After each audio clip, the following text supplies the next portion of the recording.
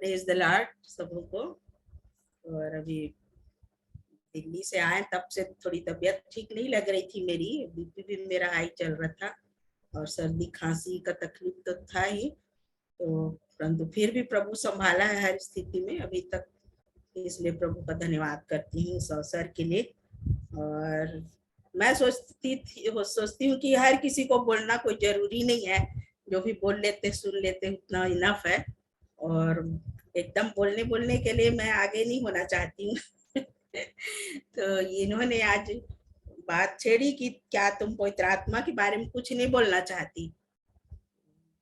बोले अब सब बोल रहे हैं करके मैं नहीं बोल रही हूँ, परंतु जब वैसी प्रभु अगुवाई दे रहे हैं तो मैं बोल दूंगी आज करके। मैं जब थोड़े से फिर वचनों को मैं स्मरण करी कि पवित्र आत्मा क्या है और हमारे जीवन में उसका क्या महत्व है और पवित्र आत्मा को हम कैसे जान सकते हैं। तो मैं धन्यवाद करती हूँ। और मुझे रोमी 8 का वो 26 और 27 पद ही हमेशा स्मरण रहता है। और ये जो पवित्र आत्मा है वो हमारे जीवन में एक एहसास है, उसमें कोई रूप नहीं है, कुछ ऐसा कुछ बाहरी रूप हमको दिखाई नहीं देता है, लेकिन वो हमारे जीवन में एक एहसास को उत्पन्न करता है। उदाहरण के रूप में जैसे एक गर्भवती स्त्री होती है, वो उसके अंदर एक जीवन रहता है, परंतु उसको देख नहीं पाती है, केवल वो एहसास करती है कि हाँ मेरे अंदर कुछ है। और वो जो है तत्व वो कार्य कर रहा है, उसको अनुभव प्राप्त होते रहता है कि मेरे अंदर कुछ है जो कार्य कर रहा है। ठीक इसी प्रकार से पवित्र आत्मा है, हमारे अंदर रहता है ना, और वो हमारे जीवन में कार्य करता रहता है। वो हमारे जीवन में एहसास दिलाता है कि मैं हूँ, है ना। तो उसको हम लोग देखेंगे जैसे कि यूहन्ना इसी का रोमी 8 का 16 और 17 पद को यदि हम लोग पढ़ेंगे, रोमी 8 का 16 और 17 पद। आत्मा आप ही हमारी आत्मा के साथ गवाही देता है कि हम परमेश्वर की संतान हैं, और यदि संतान है तो वारिस भी, वरन परमेश्वर के वारिस और मसीह के संगी वारिस हैं, कि जब हम उसके साथ दुख उठाएं तो उसके साथ महिमा भी पाएं। तो एक एहसास है जिसको बता रहा है, हम लोग क्या है, मसीह में उसके साथ संगी वारिस है, हम परमेश्वर की संतान है। जिस प्रकार गर्भवती स्त्री के पेट में जो बनते रहता है ना, वो एहसास को हर पल महसूस करती है कि मेरे अंदर कुछ है, कुछ उत्पन्न होने वाला है ना। ठीक इसी प्रकार से हम परमेश्वर के राज्य में आ जाते हैं तो हमको ये मालूम हो जाता है कि हम परमेश्वर की संतान हैं। और संतान ही नहीं, हम अपने प्रभु यीशु मसीह में उसके साथ संगी वारिस भी हैं और सब चीजों के अधिकारी भी हैं। ये एहसास पवित्र आत्मा हमको दिलाता है। और जब पवित्र आत्मा हमारे अंदर होता है तभी हम एहसास कर सकते हैं, उसको जान सकते हैं कि वास्तव में ये ऐसा है। और वो पवित्र आत्मा हमारे अंदर ये छाप कर जाता है कि सचमुच हम क्या है, परमेश्वर की संतान है ना। जो उत्पन्न होने वाला रहता है और जब उत्पन्न हो जाता है तो उसको पूरा कंफर्म हो जाता है कि हाँ हम इनके संतान है, इस घर के वारिस हैं, है ना। ठीक इसी प्रकार पवित्र आत्मा हमको ये छाप कर देता है। तो ये ऐसा ये वचन है। और यूहन्ना 14 का 17 में यदि हम लोग पढ़ेंगे, यूहन्ना 14 का 17, यदि अमन को मिल रहा है जल्दी पढ़ सकते। हाँ 14 का 17 अर्थात सत्य का आत्मा जिसे संसार ग्रहण नहीं कर सकता, क्योंकि वह न उसे देखता है और न उसे जानता है। तुम उसे जानते हो क्योंकि वह तुम्हारे साथ रहता है और वह तुम में होगा, है ना। तो वो हमारे साथ रहता है और वो हमें होगा, मतलब हमारे अंदर होगा, तभी हम इसको एहसास कर पाएंगे, है ना। संसार नहीं जानता। जैसे जो गर्भवती स्त्री है वही उस चीज को अनुभव कर सकती कि उसके अंदर कुछ है और कुछ बढ़ रहा है, और जो गर्भ ही धारण नहीं किया वो क्या जानेगा, कि गर्भ में कैसा क्या होता है, कैसे बढ़ता है, कैसे वो आगे बढ़ता है और कैसे उत्पन्न होता है, उसको जो गर्भवती नहीं हुई वो जान ही नहीं सकती है ना।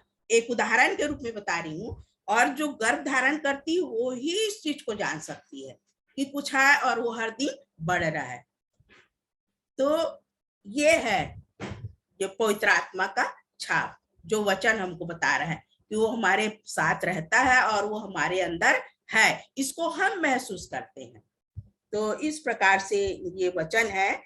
और जो वचन क्या होता है, जब हमारे अंदर होता है और जब हम पवित्र आत्मा की अधीनता में होते हैं, तो पवित्र आत्मा का क्या काम होता है वो हमको एहसास दिलाता है और साथ में क्या करता है, हमको आहें भरना भी सिखाता है ना। तो इसी को जैसे रोमी 8 का जो निकला हुआ है, मेरा फेवरेट पद है ये 26 और 27 पद 8 का।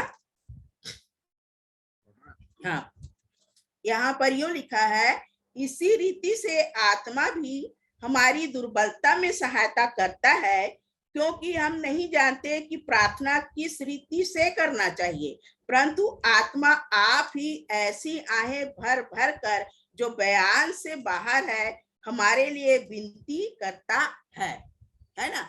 तो जब पवित्र आत्मा हमारे अंदर होता है तो हमको क्या करता है, आहें भरना सिखाता है, किस प्रकार से हमको आहें भरना है ना। कि एक माता किस प्रकार से बच्चे का पालन पोषण करती है, जब उसके अंदर भी होता है तब भी वो किस प्रकार से उसके लिए तैयारी करती है, कैसे किस प्रकार से उठना है, किस प्रकार बैठना है, कैसे खाना है, कैसे सब चीज का वो ध्यान रखती है ना। और उसके लिए क्या होता है, आहें भरना, इस प्रकार से है ना, अपने आप को उस योग्य बनाना, उसमें ढालते जाना है ना। तो इस प्रकार से वो हमको बताता है कि हमको कैसे क्या क्या करना है, ये पवित्र आत्मा का काम है ना।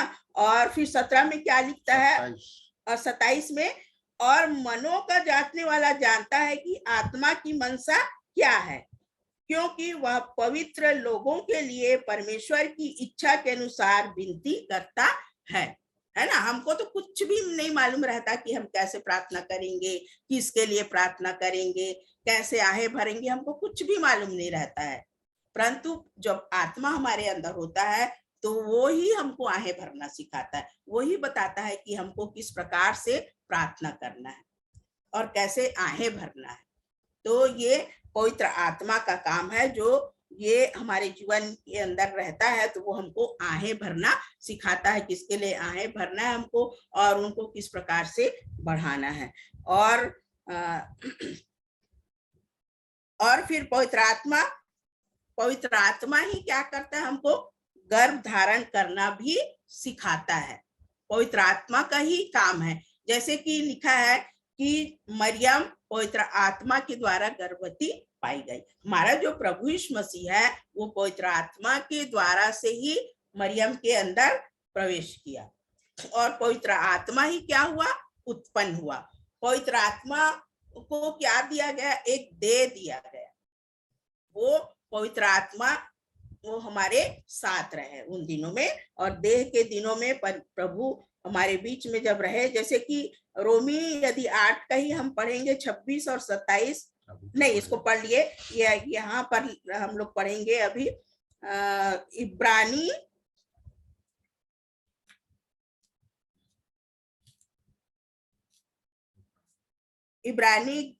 5 का 7 और 8 पर 5 का 7 और 8 इब्रानियों 5वां अध्याय 7 और 8 7 और 8।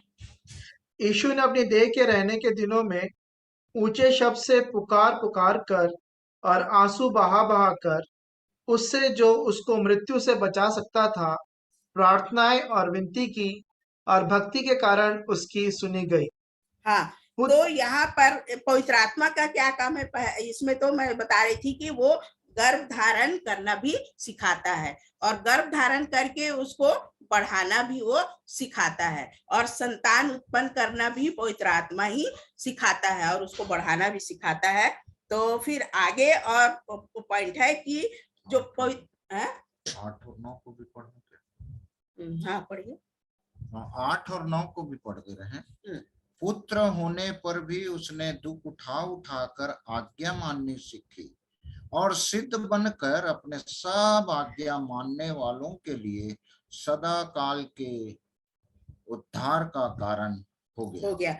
हाँ, तो यहाँ पर जब यीशु मसीह के लिए बताया गया है कि वो पवित्र आत्मा से गर्भ में आए, पवित्र आत्मा से उत्पन्न हुए और अपने देह के दिनों में फिर उन्होंने अपना कार्य किया। और उसका ये महत्व है कि जब पवित्र आत्मा हमारे अंदर होता है तो हमको क्या करता है, आंसू बहाना भी सिखाता है ना, कि हम जब आहें भरते हैं और उस स्थिति में हमको आंसू बहा बहा कर भी हमको विनती करना सिखाता है। वो आदर्श, वो नमूना हमारा प्रभु यीशु मसीह अपने देह के दिनों में दिखाए, जो इब्रानी में हमने पढ़ा है ना, कि वो अपने देह के दिनों में क्या किए, आंसू बहा बहा कर आज्ञा मानने सीखे। जब वो पवित्र आत्मा से आए, पवित्र थे, परमेश्वर के पुत्र थे, उसके बाद भी उन्होंने आंसू बहाया और हमारे लिए विनती और निवेदन आज भी करते हैं और करते रहे उस समय भी।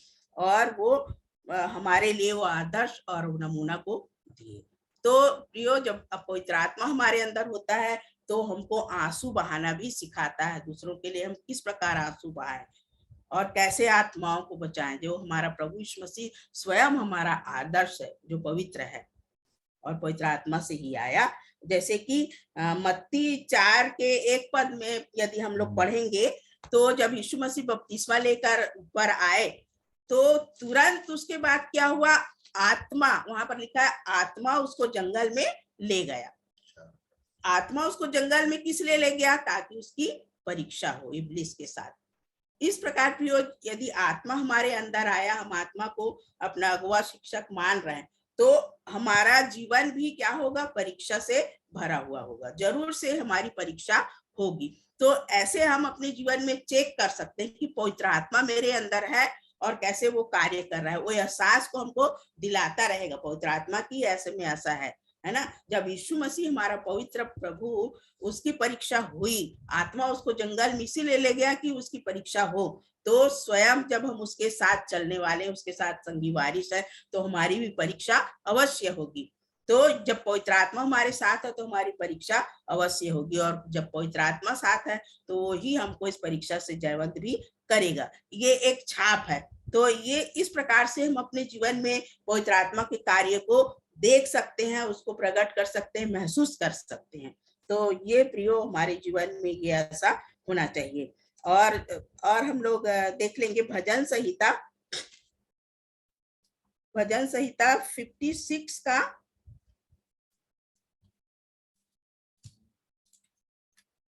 8 पद।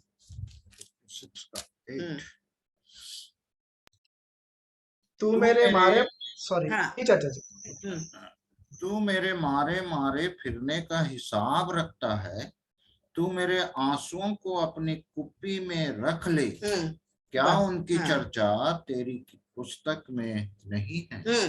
तो यहाँ पर आंसू का जो महत्व है हमारे लिए, जो प्रभु में होते हैं, जो प्रभु में होकर, आत्मा में होकर जो आंसू बहाते हैं, उनका बहुत ही महत्व है ना। जैसे कि यहाँ पर क्या लिखा है, कुप्पी शब्द है ना। इसमें जोर देना हमको है कि कुप्पी में रखना मतलब ये बहुत ही छोटा पात्र होता है। कुप्पी कोई बड़ा पात्र नहीं होता है, छोटा पात्र होता है जिसमें नाना प्रकार के इत्र तेल रखे जाते हैं कुप्पी में, है ना।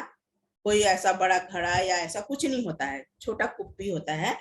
तो तू मेरे आंसुओं को अपनी कुप्पी में रख ले, लिखा है ना। मतलब जो हम आत्मा में होकर बड़े हृदय वेदना से जब हम आंसू बहाते रहते हैं किसी के लिए, तो वो आंसू क्या होता है, कुप्पी में रखी जाती है ना। तो ये कितना महत्वपूर्ण है आंसू बहाना, पवित्र आत्मा में होकर जो आहें भरना सिखाता है, जो आंसू बहाने के लिए हमको मजबूर करता है, और हम जो आत्माओं के लिए आंसू बहाते हैं तो वो कुप्पी में रखा जाता है, जो बहुत ही बहुमूल्य है ना। तो ये इसका बहुत महत्व है प्रियो। तो इस प्रकार से हमको चेक कर सकते हैं कि हम किस वेदना से आंसू बहा रहे हैं। आंसू तो बहुत बहते हैं, कोई भी काम के लिए, हम बीमार हो गए तो आंसू बह गया, गिर गए और कुछ हो गया तो आंसू बह गए, इसका कोई महत्व नहीं है। परंतु आत्मा में भरकर जब हम आंसू बहाते हैं तो उसका बहुत ही महत्व होता है ना। और भी लिखा है, जो आंसू बहाते हुए बीज बोते हैं वो, भजन 127। हाँ भजन 126 में है। हाँ 6 और 7 को पढ़िए तो। 126 का 5 और 6 में है। जानते हैं तो वहां पर ये लिखा है कि जो आंसू बहाते हुए बीज बोते हैं वो जय जयकार के साथ लौने पाएंगे। अर्थात हम आंसू बहा रहे हैं, इसमें पवित्र आत्मा से भरकर हम कहीं प्रचार कर रहे हैं, आत्माओं को बचाने के लिए जब कार्य कर रहे हैं तो उसमें तो कष्ट होगा ही हमको, है ना। और तब पढ़िए ना, उसको मिल गया तो 5 और 6 को पढ़ रहा हूँ। जो आंसू बहाते हुए बोते हैं वे जय जयकार करते हुए लौने पाएंगे।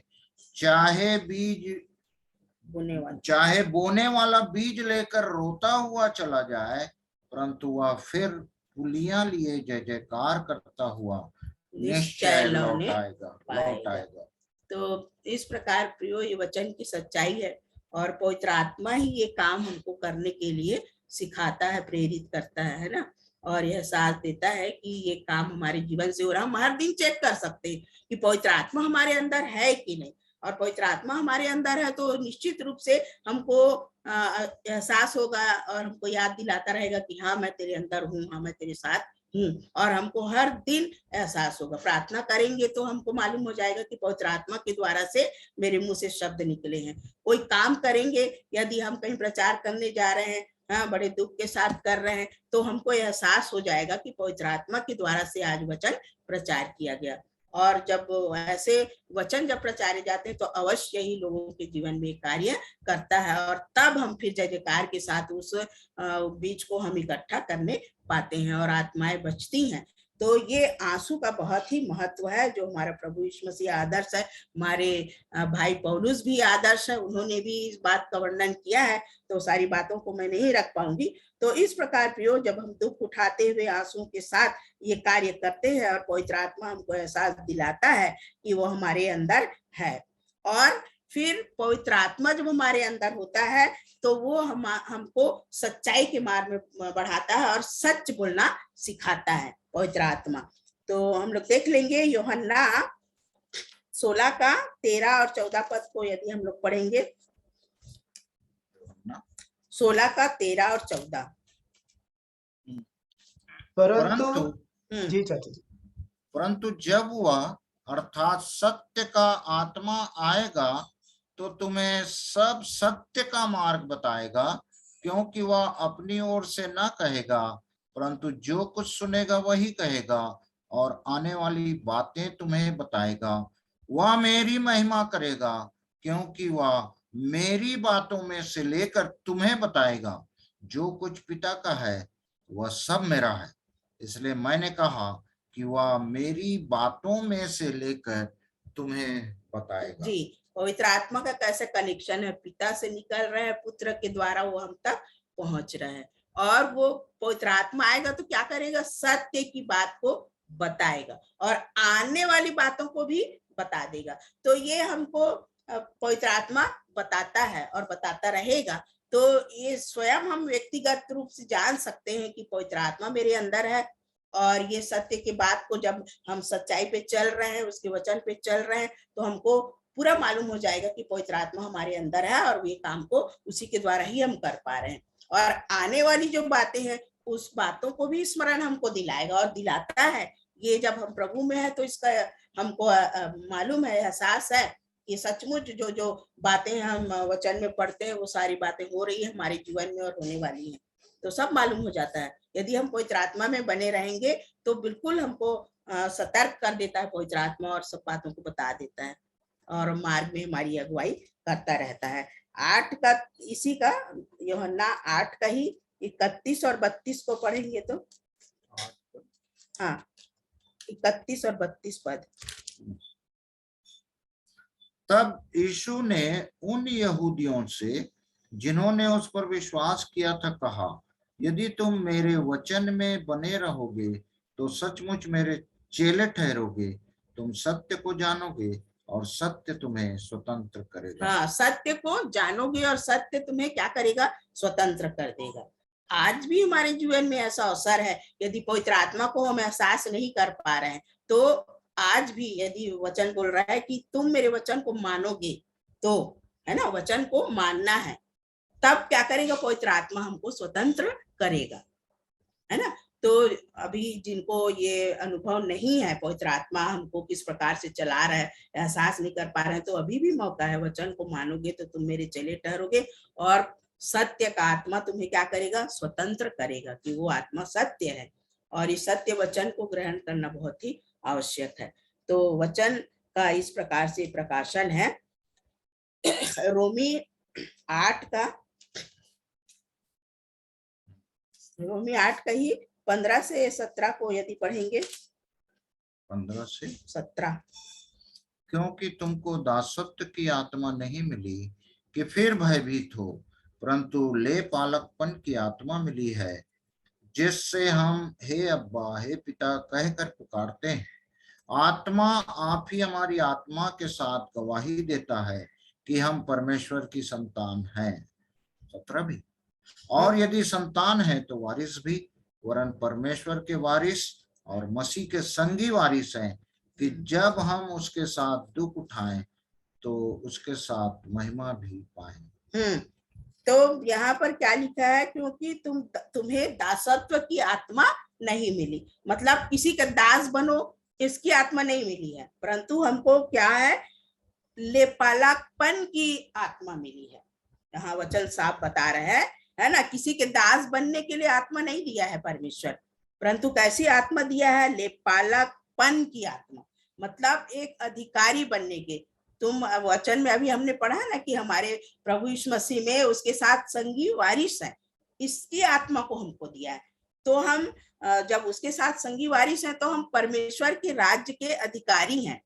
तो हम किसी के दास क्यों बने इस संसार में, है ना। यदि हम किसी के दास बन रहे हैं तो हम परमेश्वर की संतान नहीं है। इसको हम स्वयं जांच सकते हैं अपने जीवन में हर दिन, कि हम कैसे दासत्व में जी रहे हैं, किसके अधीनता को स्वीकार कर रहे हैं। तो ये स्वयं व्यक्तिगत जांचना है कि पवित्र आत्मा मेरे अंदर है तो मैं क्या हूँ, परमेश्वर की संतान हूँ, लेपालकपन मुझ में सौंपा गया है, उसकी आत्मा मुझे मिली है ना। अन्यथा हम संसार में शैतान की संतान कहलाएंगे, यदि उसके इच्छा के अनुसार नहीं चल रहे हैं। तो इस प्रकार से प्रियो हम अपने आप में जांच सकते हैं, पवित्र आत्मा को चेक कर सकते हैं कि सचमुच पवित्र आत्मा हमारे अंदर है या नहीं है। और 9 पद को भी पढ़िए इसी का, रोमी 8 का 9। तो हाँ, परंतु जबकि परमेश्वर का आत्मा तुम में बसता है, तो तुम शारीरिक दशा में नहीं परंतु आत्मिक दशा में हो। यदि किसी में मसीह का आत्मा नहीं तो वह उसका जन नहीं। तो इसको तो बिल्कुल चेक कर सकते हैं, कोई बड़ी बात ऐसे नहीं कि हम कैसे जाने क्या करें, कुछ भी करने की आवश्यकता नहीं है ना। वचन साफ बता रहा है, यदि हम संसारिक रीति से संसारी में ही चल रहे हैं, है ना, परमेश्वर को कोई भय नहीं, कुछ नहीं, हाँ, तो जान जाएंगे कि केवल हम तो संसार में चल रहे हैं, परंतु हर पल उसका भय हमारे जीवन में कार्य कर रहे हैं, हम चेक कर रहे हैं अपने आप को, है ना। तब क्या है, वो हम जान जाएंगे कि हम शारीरिक नहीं है और हम मसीह के संतान है, प्रभु में उसके संतान है। तो प्रियो हमको जांचना है, देखना है अपने जीवन में वास्तव में हमारा जीवन कैसा है ना। और पवित्र आत्मा को हमको कभी भी शोकित नहीं करना है ना, बुझाना नहीं है आत्मा को मत बुझाओ लिखा है ना, आत्मा को शोकित मत करो, कितने बार लिखा है। तो ये सब बातों को भी हमको चेक करना है ना। उदाहरण के रूप में हम लोग देखेंगे तो हनन्याह और सफीरा बहुत ही अच्छे उदाहरण है कि किस प्रकार से उन्होंने पवित्र आत्मा को शोकित किया। प्रियो हमको पवित्र आत्मा के अधीनता में होना है, चेक करना है पवित्र आत्मा हम में कार्य कर रहा है। इन सब उदाहरणों को मैंने थोड़े थोड़े शब्दों में रखा है।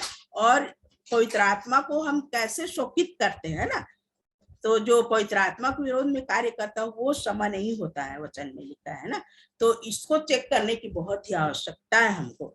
तो सबसे अच्छा उदाहरण है हनन्याह और सफीरा, है ना। जब प्रेरित 5 में यदि 3 पद से आगे हम लोग पढ़ते जाएंगे तो वहाँ का नियम पहले था कि प्रेरित लोग क्या करते थे, वहाँ विश्वासी लोग सब सामान बेच बेच कर सब प्रेरितों के सामने ला कर रखते थे और सबकी एक दूसरे की आवश्यकता पूरी करते थे। उन्हीं में से हनन्याह और सफीरा थे, ये इसको हम सब जानते हैं, आप सब भी जानते होंगे। तो वो क्या किया, जो हनन्याह था वो जाके पतरस के सामने सब बातों को रखा, मतलब जो बेची हुई थी जमीन उसकी, उसको, हाँ 9 पद में पढ़ दीजिए। अच्छा, पतरस ने उससे कहा, यह क्या बात है कि तुम दोनों ने प्रभु के आत्मा की परीक्षा के लिए एका किया। देख, तेरे पति के गाड़ने वाले द्वार ही पर खड़े हैं और तुझे भी बाहर ले जाएंगे। तो प्रियो यहाँ पर देखिए, ये पहले जाता है और बता देता है, तब वो बोले पवित्र आत्मा से क्यों झूठ बोला, बोलते हैं 3 पद से आगे यदि पढ़ेंगे तो वहां पर जब हनन्याह गया था वहां पर पतरस उसको बोला और वो बोला कि तुम पवित्र आत्मा से क्यों झूठ बोले। तो प्रियो ऐसे हमको अपने जीवन में चेक करना है। हम क्या सोचते हैं, मनुष्य क्या जानेगा, क्या समझेगा, है हमारे अंदर की बात को, परंतु पवित्र आत्मा सब कुछ जानता है। तो हमको ये समझ के चलना है कि पवित्र आत्मा क्या है, हमारे अंदर है, हमारे साथ है। इसलिए हमको झूठ से बहुत ही ज्यादा बचना है, सतर्क होना है कि हमारे मुख से कभी भी झूठ ना निकले, चाहे छोटी बात हो चाहे बड़ी बात हो। तो इससे पवित्र आत्मा क्या होता है, शोकित होता है। झूठ कभी भी नहीं बोलना है। तो यहाँ पर देखिए इतना झूठ बोले बोले पतरस और यूहन्ना, ये लोग क्या जानेंगे मैं कितने में बेचा हूँ, ऐसा सोचा होगा वो, है ना। परंतु पवित्र आत्मा सब कुछ प्रकट करने वाला है। प्रियो, यदि हम परमेश्वर के मार्ग में पढ़ रहे हैं, उसके वचन को मान के, तो सब कुछ हमको खुले और बेपरद रखना है ना। तो यहाँ पर हनन्याह और सफीरा क्या हुए, मारे गए। दोनों को ये बोला गया, क्या तुम दोनों एका कर ली, है ना। ऐसे हमारे परिवार में कोई बात ऐसे होती है तो हम लोग कितना निरादर करते हैं। प्रभु के जन कोई आते हैं तो हम अपने तौल से तौलते हैं, अरे ये क्या बताएंगे, ये चलो ऐसे है, ये तो ऐसे बोले है, और उनका आदर भाव हमारे जीवन में नहीं होता है ना। तो इस बात को पवित्र आत्मा जानता है। कोई भी उसका दास हो, छोटा हो बड़ा हो, है ना, कोई भी स्पीकर हो, भाई स्पीकर का काम है आवाज को निकालना, है ना। कोई कम आवाज निकालता है, कोई ज्यादा तेज आवाज निकालता है, सब में अलग अलग क्वालिटी होती है ना। तो इस प्रकार हमको अपने हिसाब से तोड़ना नहीं है, किसी को किसी का निरादर नहीं करना है हमको, इसको परमेश्वर देखता है ना। तो हमको हर किसी का आदर करना है, जानना है कि पवित्र आत्मा हमको देख रहा है, पवित्र आत्मा हमारे अंदर है जिसको परमेश्वर ने दिया है और वो हमारे लिए वही नाप तोल करता है। तो इस प्रकार से प्रियो, हमको झूठ कभी भी नहीं बोलना है, किसी से छल नहीं करना है और किसी के विरोध में कोई बात नहीं करनी है और किसी का अनादर भी नहीं करना है। परमेश्वर के लोगों का बहुत सारे उदाहरण है, लेकिन समय कम है तो मैं इतना ही बता पाऊंगी। तो इन बातों को हमको चेक करना है, जानना है कि पवित्र आत्मा हमारे अंदर है नहीं है, उसको हम स्वयं व्यक्तिगत जान सकते हैं और उसको अपने जीवन में आदर दे सकते हैं और अपने जीवन को इस प्रकार से पवित्रता के मार्ग में बढ़ा सकते हैं। यदि हम पवित्रता के मार्ग में नहीं बढ़ रहे हैं तो जरूर हमारे जीवन में ऐसी कोई कमी है, घटी है, जिसके कारण से हमारे जीवन में रुकावट आती है और हम पवित्र आत्मा को बढ़ा नहीं पाते हैं और अपने जीवन में ऐसे कोई कार्य को नहीं कर पाते हैं। तो चेक करना है, हमको जांचना है कि क्या क्या कमी है, घटी है हमारे जीवन में, और उन बातों को दूर करना है और पवित्र आत्मा को चेक करते रहना है। तो इन सब बातों के लिए मैं प्रभु का धन्यवाद करती हूँ।